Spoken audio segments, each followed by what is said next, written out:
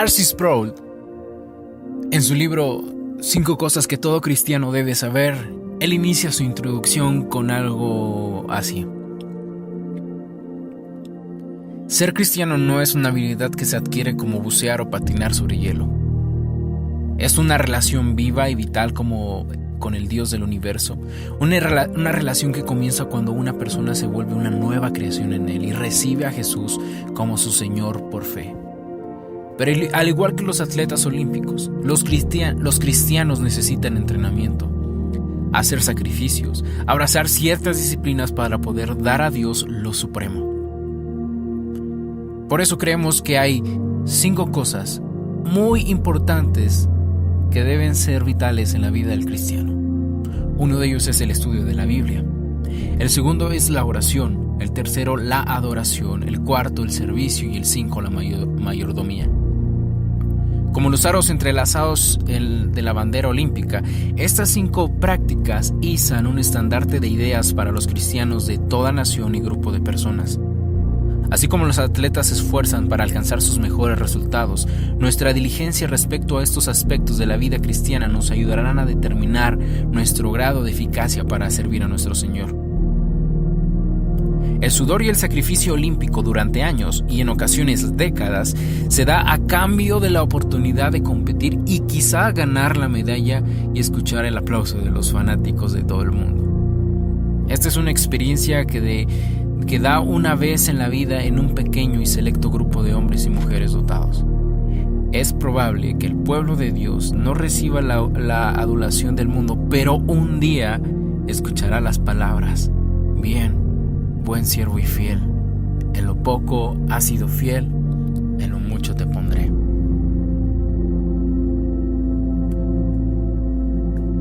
Analicemos un poco acerca del estudio de la Biblia. El hombre se retorcía víctima de un dolor atroz. La dolencia que sentía no era física. Eso deseaba él. Ya había sufrido esa clase de dolores antes y sabía que no podría encontrar alivio en bálsamos o incluso sumiéndose en un sopor etílico. Dicho dolor necesitaba algo mayor, mucho mayor para su curación. El sufrimiento era la agonía espiritual, la oscuridad del alma. Cuando uno se siente que cuelga de un frágil filamento sobre las fauces del infierno. El dolor era la vergüenza, la devastación y la rutina de la humillación personal, la revelación de un pecado secreto. Este hombre era un héroe, una celebridad nacional, un connotado guerrero, estadista, poeta, músico y líder espiritual. A lo largo de su vida fue objeto de canciones populares que celebraban sus proezas. Se catapultó a la fama nacional cuando defendió a su pueblo y mató al enemigo más temido por su ejército. Un monstruo titán, sencillamente con una honda y una piedra lisa. Era un fiel súbdito del rey aun cuando éste quería matarlo. El hombre era David, el segundo rey de Israel. Su reino marcó el comienzo de la edad de oro de Israel al extender las fronteras de la nación como nunca antes había sido. Bajo su liderazgo, este pequeño país, con un área cercana del estado de Maryland, se convirtió en una potencia mundial.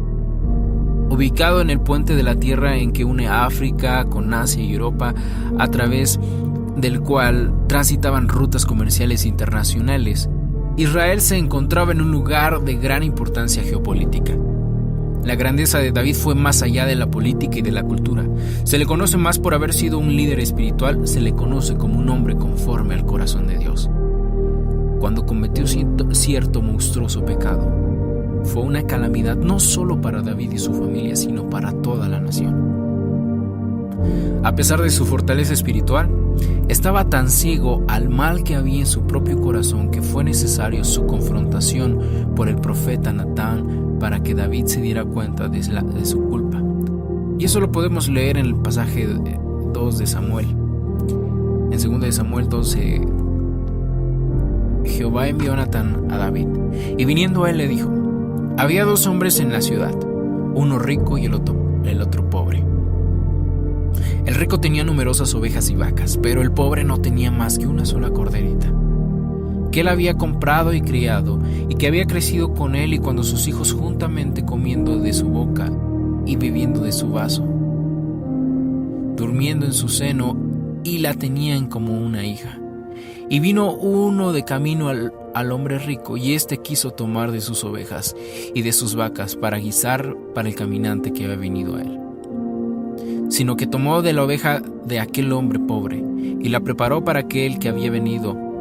Entonces se encendió el furor David en gran manera contra el hombre, y dijo a Natán: vive Jehová, que el que hizo tal cosa es digno de muerte, y debe pagar la cordera 4 tantos más, porque hizo tal cosa, y no tuvo misericordia.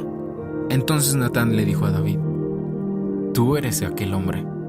Así lo ha dicho Jehová, Dios de Israel: yo te ungí por rey sobre Israel, y te liberé de la mano de Saúl.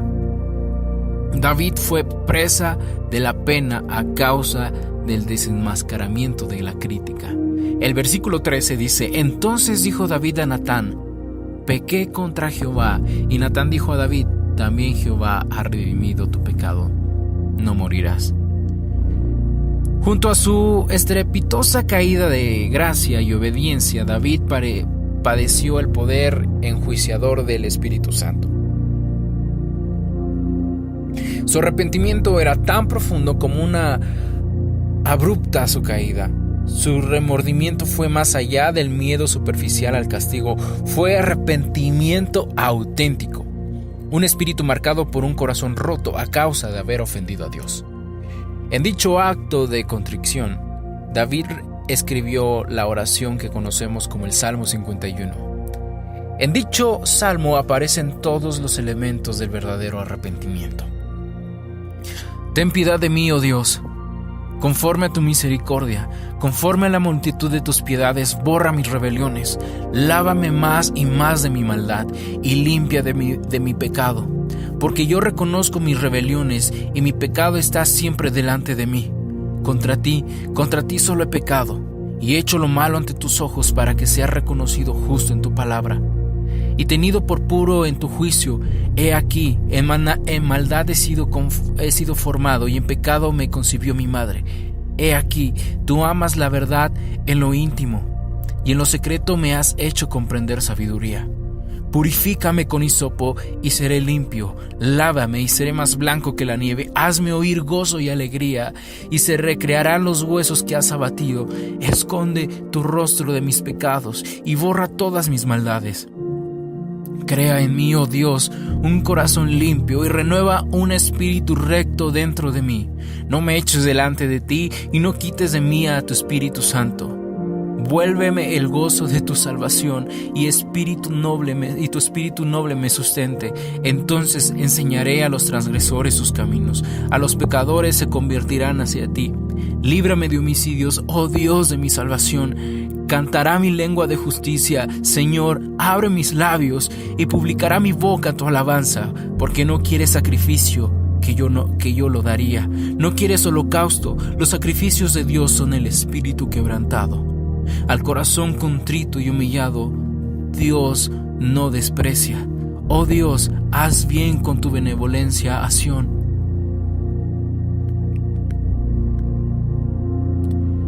En una etapa de su vida se puede descubrir a David en un largo camino al que hay en el Salmo 1 y el Salmo 51.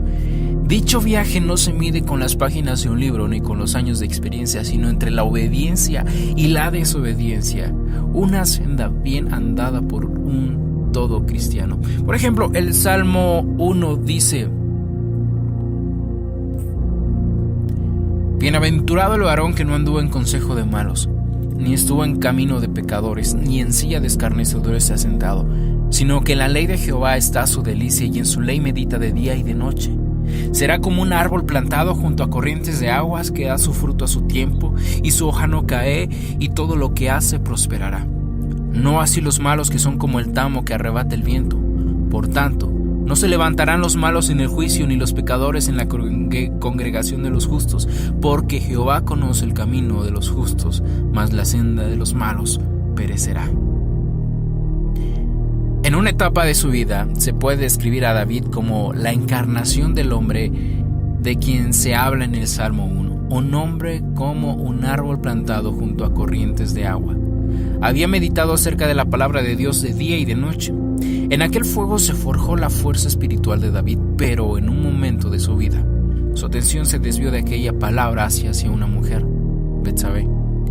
Por ende, David se volvió entonces en ese tamo que el viento se lleva.